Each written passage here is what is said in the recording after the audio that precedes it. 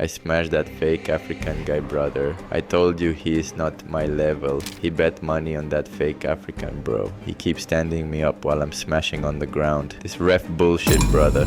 UFC 319 wasn't just another fight night. It was a mix of chaos, drama, and dominance that fans will never forget. From heated words at the press conference to almost a backstage brawl, and finally, Khamzat Chimaev's complete destruction of Dricus du Plessis inside the cage, this event had everything. But what shocked fans the most was what Chimaev revealed afterwards, something he called the dark truth of UFC 319.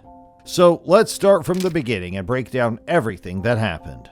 UFC 319 wasn't just another fight night. It was a huge event that fans had been waiting for. It took place at the famous United Center in Chicago, Illinois on August 16, 2025. This arena has seen so many historic moments in basketball, boxing, and wrestling, so people already knew the energy would be insane. Chicago fans are known to be some of the loudest and most passionate in the world, and on this night, they proved it again. Every seat was filled, and the noise level was crazy, even before the fights began. The main event was what everyone came for: Khamzat Chimaev versus Dricus du Plessis for the UFC Middleweight Championship. Du Plessis was the champion, but a lot of fans and experts thought his time at the top was shaky. He had defended his belt twice, but there were still doubts about how strong his reign really was. On the other side, Khamzat Chimaev was the man people had been waiting for. Since his UFC debut in 2020, fans called him unstoppable. The only reason he didn't get his title shot earlier was because of health problems and travel issues. Finally, UFC 319 was his chance to prove himself once and for all. The fight card wasn't just about the main event. There were a lot of young stars and rising fighters. One of the names that stood out was Baysangor Susurkayev. He had just earned a UFC contract 2 days earlier on Dana White's Contender Series by knocking out his opponent in the very first round. He was set to make his debut against Eric Nolan, a fighter who was already building a reputation for talking trash and trying to get under people's skin. Everything was going smoothly at first. Fans were excited, fighters were doing media events, and the hype was building up like usual.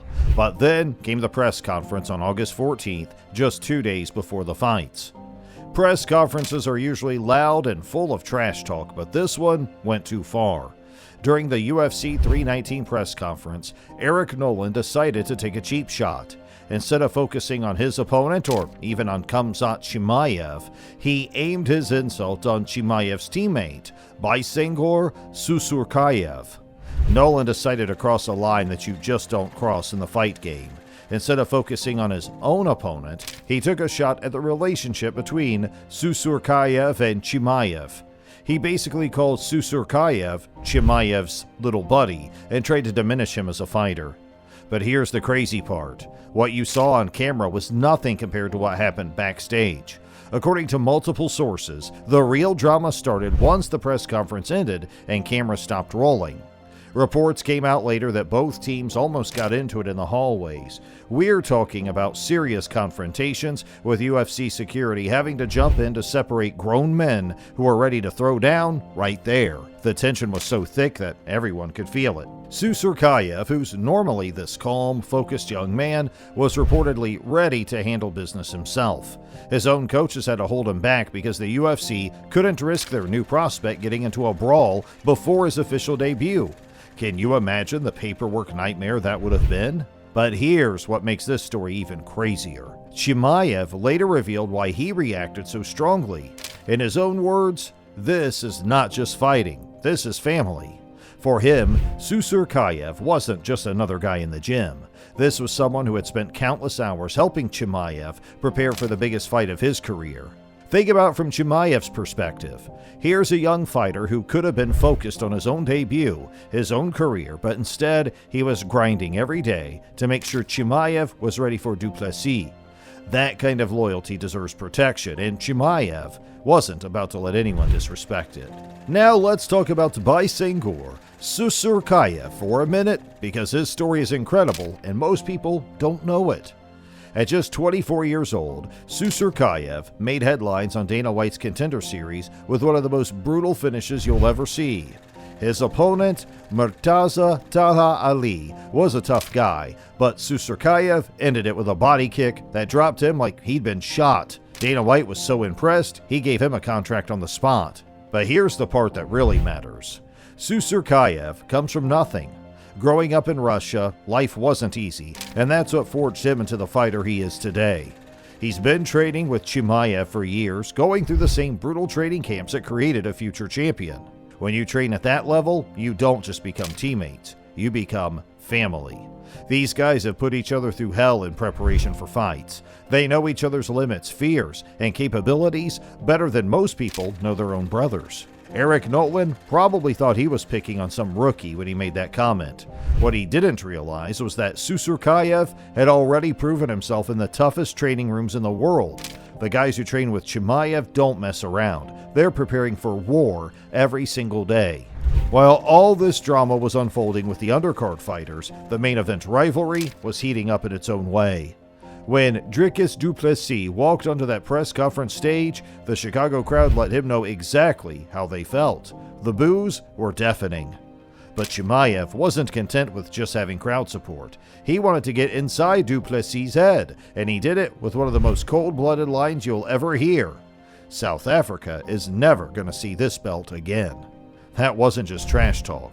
That was psychological warfare. Chimaev wasn't just threatening to beat du Plessis. He was threatening to take away his entire country's pride. That's the kind of mental pressure that can break fighters before they even step into the octagon. You could see du Plessis trying to stay composed, but the pressure was getting to him. He kept trying to brush it off, saying, "We'll see on Saturday," but his body language told a different story. Chimaev had gotten under his skin. Finally, fight night arrived, and let me tell you, the atmosphere was unlike anything I've ever seen. The United Center was absolutely electric. By the time Chimaev made his walk to the octagon, it felt like the whole building was going to explode. From the opening bell, Chimaev showed why all the hype was justified. His game plan was simple but devastating. Take du Plessis down and make him suffer. Every time the champion tried to get back to his feet, Chimaev dragged him right back down to the canvas. But here's what made this performance truly special. It wasn't just the wrestling. Chimaev was putting on a clinic in positional control. He kept finding the crucifix position, trapping du Plessis' arm so he couldn't defend himself properly. It was like watching a master craftsman at work. By the third round, du Plessis looked completely lost. He had no answers for Chimaev's pressure, no escape from the positions he was getting caught in. The champion was being outclassed in every aspect of the fight. The crowd could sense they were watching something special. This wasn't just a title change, it was the birth of a new era in the middleweight division. When the final bell rang, everyone in the building knew they had witnessed greatness. The judges scored it 50-44 across the board for Chimaev. It wasn't just a win, it was a statement that the division had a new king and his reign was going to be different from anything they'd seen before. After the fight, sitting with that championship belt on his shoulder, Chimaev revealed what he called the dark truth about the entire event. And this is where the story gets really deep. According to Chimaev, the fight wasn't just about what happened in those 25 minutes inside the octagon. It was about everything that led up to it. The disrespect, the loyalty tests, and the psychological battles that most fans never see. When reporters asked about Eric Nolan's comments toward his teammate, Chimaev made it crystal clear how serious that was to him. He said the people around him aren't just training partners, they're family. And when you mess with family, there are consequences. But here's the really crazy part. Chimaev revealed some of his training methods that nobody talks about.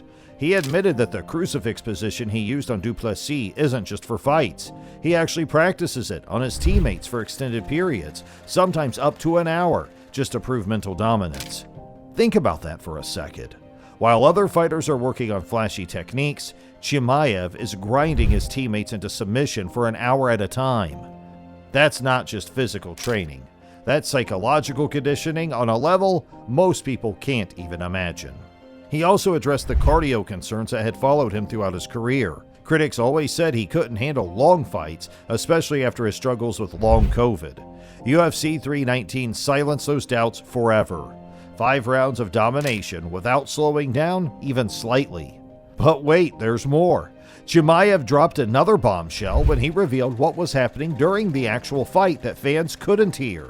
He was talking to Duplessis the entire time, and not just normal fight talk. According to Chimaev, he was telling Duplessis to work harder, teasing him about his lack of options, and even talking to his corner. Imagine being trapped in a crucifix position, unable to defend yourself, and your opponent is casually having a conversation with you about how helpless you are. And this wasn't arrogance. This was next-level psychological dominance. Chimaev was so comfortable in there that he could fight and conduct mental warfare at the same time. That takes a special kind of confidence and skill. It also showed something about Chimaev's personality that we hadn't seen before. He wasn't just trying to win the fight. He was trying to break Duplessis' spirit completely. And that's the difference between a good fighter and a great champion. Throughout this entire saga, one theme keeps coming up over and over again: loyalty. For Chimaev, this isn't just about individual success. It's about taking care of the people who helped him get there. His defense of Susurkayev wasn't just a momentary reaction. It was a statement about his values and what he stands for as a person. In a sport where ego often comes first, Chimaev showed that he puts his team above everything else. This loyalty extends to his training methods too. When he talks about making his teammates humble in training, he's not being cruel. He's preparing them for the reality of high-level competition. He knows that if they can survive his training camps, they can survive anything the Octagon throws at them. It's this loyalty that makes his team so dangerous.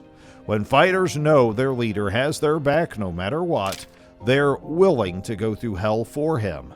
And that creates a level of trust and dedication that most camps can only dream about. Now that the dust has settled, the entire middleweight division has to face a new reality. Khamzat Chimaev isn't just the champion. He's operating on a completely different level from everyone else. His performance against Duplessis wasn't just impressive, it was scary. The way he controlled every aspect of the fight while simultaneously conducting psychological warfare shows that he's not just physically dominant, but mentally superior too. Other fighters in the division are probably watching tape of that fight and wondering how they're supposed to deal with someone like that. It's not just about preparing for his wrestling or his striking. It's about preparing for someone who can break you down mentally while he's breaking you down physically. The backup fighter for that event, Caio Borralho, is set to face Nassourdine Imavov soon, and the winner will probably get the next title shot. But honestly, after watching what Chimaev did to Duplessis, it's hard to imagine anyone having much success against him. What makes UFC 319 so significant isn't just that we got a new champion.